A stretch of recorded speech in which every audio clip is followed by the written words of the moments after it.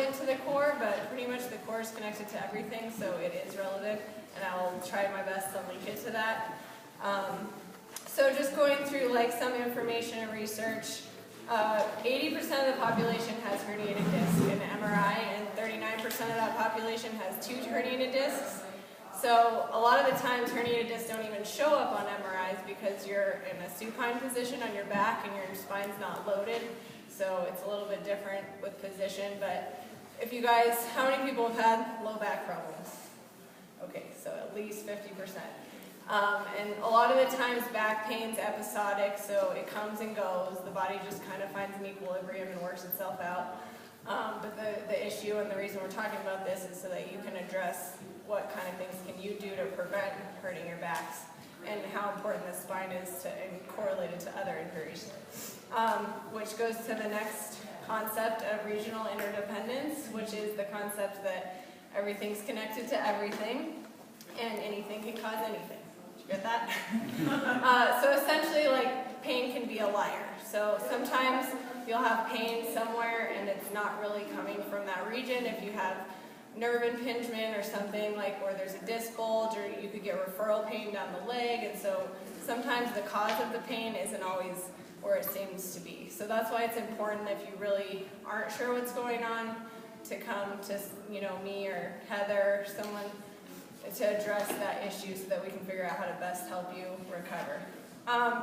So I want to talk about the 3 phases of movement, mostly because I think that the core is considered the most important and part of phase 1.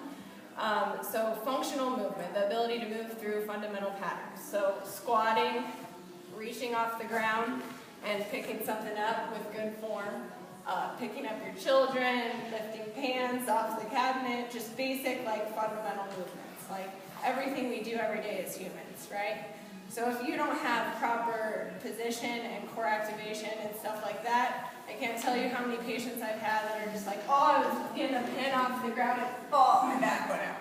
All right, that might sound a little bit familiar to some of you. So it's sometimes not the loaded positions that can cause injury, it's the positions of the everyday life where you're not thinking about your movement and you're not considering activating your core, which hopefully that's like the best take-home message from this, is that you really want to activate your core all throughout the day. And knowing which muscles to activate and how to think about that. In my full-time job, I'm lifting patients, moving patients, like I'm constantly trying to protect my back and activate my core so that I don't get hurt. But you have to do the same thing. Even more important if you're sitting a lot during the day, because how much posture can affect your performance, especially in CrossFit with like so much overhead movements. So going into phase 2 is functional performance, and that's the ability to efficiently produce force and reduce force in the movement. So doing those movements with, you know, the ability to like change your speed and direction adequately and properly. So that's why I think the great thing about No-Coast is we're making sure everybody's addressing the fundamental movements through the Lift 1 if you haven't done CrossFit before, and making sure you master those movements, because those would be kind of phase 1, phase 2, before you go into a loaded position. So if you're really having trouble with like your front squat, just air squat, you shouldn't probably put load on your system, because something is going to be faulty and something's going to take a beating if you're trying to especially go for time and intensity.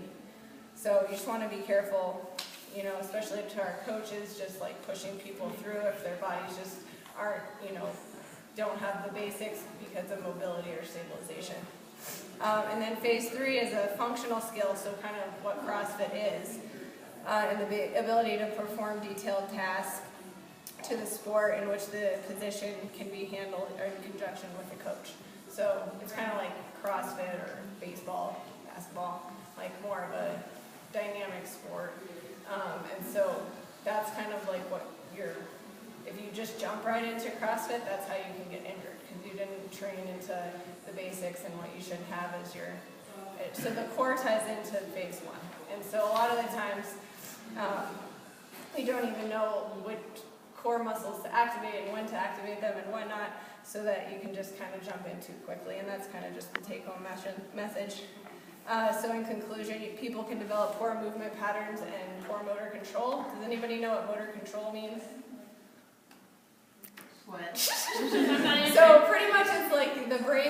connection to the body. So everybody open your hand and close your hand. So your brain just told your hand to do that. So it's the connection, the neurotransmitter signaling the body to make that connection. So we're going to go through a progression of activating certain core muscles, and some of you might not even have that on and off switch to those muscles. So in order to properly activate those muscles, your brain has to tell your body to do them, and then you have to get them stronger from there. So then just the concept, and pain can definitely be a limiting factor for motor control and increase or decrease muscle activation. A lot of the times your body will spasm, like I'm sure all of you guys have woken up with a stiff neck and like, oh, I can't rotate my neck, everything's in spasm and resistant. So essentially like the pain, your body's just kind of trying to protect itself, and because you have like a pain signal to your brain. So that's why it is important not to like just press through pain, and it's very common more with athletes, but I think the general population is pretty good about resting when you need to rest, but not trying to push through injury because it's just going to create another injury. So general statement about the general population. So most of the general population, a lot of what we do is sitting right now. So you get, there's the concept of lower cross syndrome. So essentially like everything in the front, your abs are inactive and your back muscles are tight, so everything like kind of gets tight in front and weak in the back because we're just sitting at computers, sitting on the couch, sitting in the car. So that's why it's really important to have good lumbar support, good neutral head posture, shoulders back. Your ideal sitting position at a desk is kind of like knees, hips, ankles at 90. And for those of you that sit a lot during the day, just a side note, if you do sit a lot during the day, I would throw in like the 3 most important things would be like to do just some chin tucks, working on trying to get that cervical extension because we're just all stuck in cervical flexion, and just doing some no monies, so hands up, squeezing back, no money, just to work on those scapular stabilizers or stretch out the pecs, and good lumbar support. So that's just kind of like a side note to how important posture is, and obviously posture ties into core stability and being in the proper position. Okay, so let's see, I think I got everything there. So just going on to like the anatomy, Gray Cook, he's the creator of the functional movement assessment. So it's just it's a screening system, and he's a PT that looking at different screens and finding movement dysfunction, but essentially he came up with the concept of stability and mobility, and some joints are made to be more mobile and some more stable. So just starting, you can see it's listed there, but just starting from the feet and working your way up, your ankles are meant to be more mobile, okay, because there's more range of motion. Your knee's more stable, it's a hinge joint, okay. When you have injury to the knee, it's most likely because you've had some kind of varus or valgus stress on the knee. Hips, can anybody guess? Mobile. Okay, mobile. Lumbar spine? Stable. Stable, yes.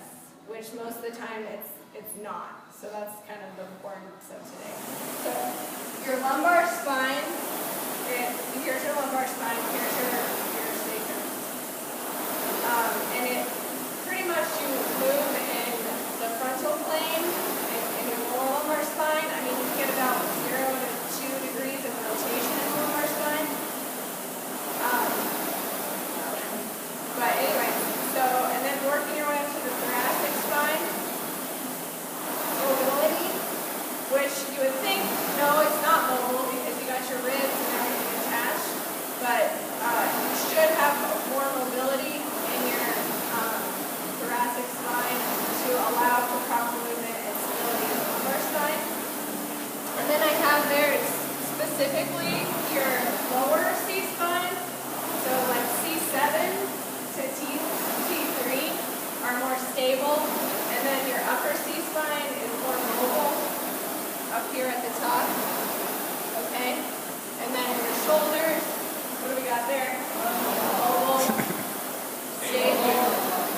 Okay, got the concept, right? So essentially you always want mobility to be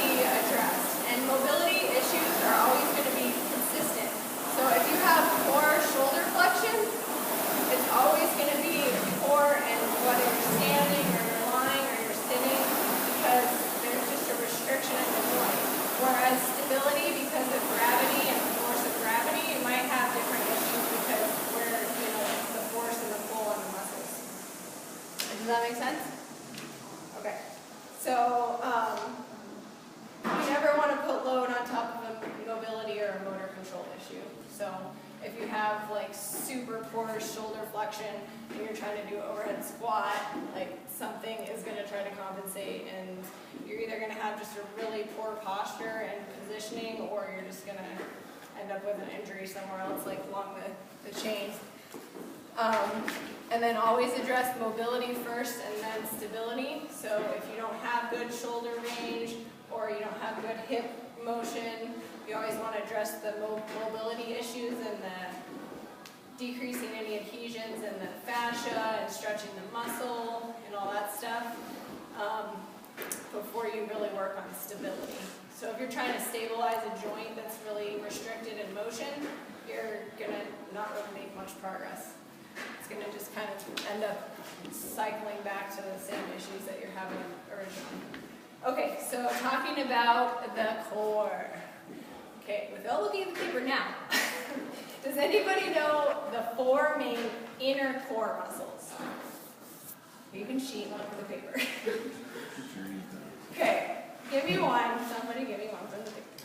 Transverse abdominis. Okay, transverse abdominis. So you have 4 main abdominal muscles. Your rectus abdominis, that's your six-pack muscle. Everybody wants a cool six-pack muscle, even though it's really not the most important muscle. And then your deepest muscle is your transverse abdominis, coming here from under your ribs and then attaching to your iliac crest, so kind of like down all through here. So that's your deepest, so that's like closest to your guts, and that kind of runs up and down this way. And then on top of that is your internal obliques and then your external obliques. So internal obliques run this way, the fibers, and external is like hands and pockets this way. So the external and internal obliques are more part of the outer core muscles here, but the transverse abdominis, and I'll show you guys how to check if you're activating yours, is one very important concept of having good inner core. So it's kind of like you have a hoop or like a huge support system all along from the side and the bottom and the top. So you've got to, in order